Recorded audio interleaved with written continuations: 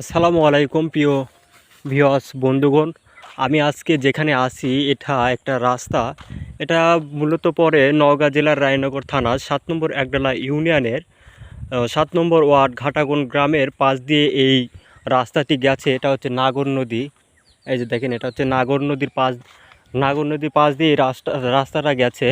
এই রাস্তাতে আমরা অনেক ছোট থেকে দেখে আসতেছি এখানে বিভিন্ন রকমের অনেক আমের গাছ রয়েছে। তো আমের গাছ আমাদের এই এলাকাতে অনেক জায়গা থেকে, মানে অনেক দূর দূরান্তর থেকে এসে তারা আম এখানে খায় বা আম পেড়ে নিয়ে যায়। তবে বড় হওয়ার আগে আমগুলো অনেকটা নষ্ট করে।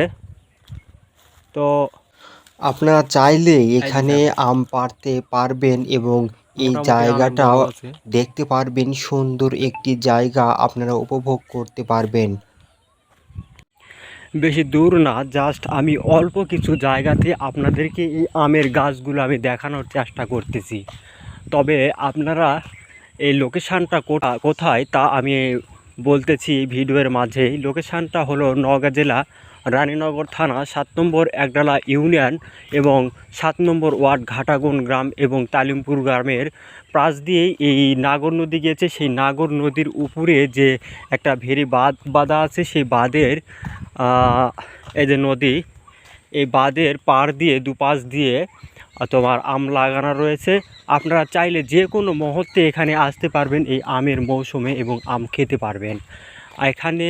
তবে এখানকার মানুষজন কিছুটা আমটা নিয়ন্ত্রণে রাখে। যেমন ছোট আম যদি কোনো ছেলেপেলেরা যদি পারতে আসে নষ্ট করে, বাট খাবার চাইতে যদি নষ্ট বেশি করে তাহলে তারা একটু মানা করে আর কি।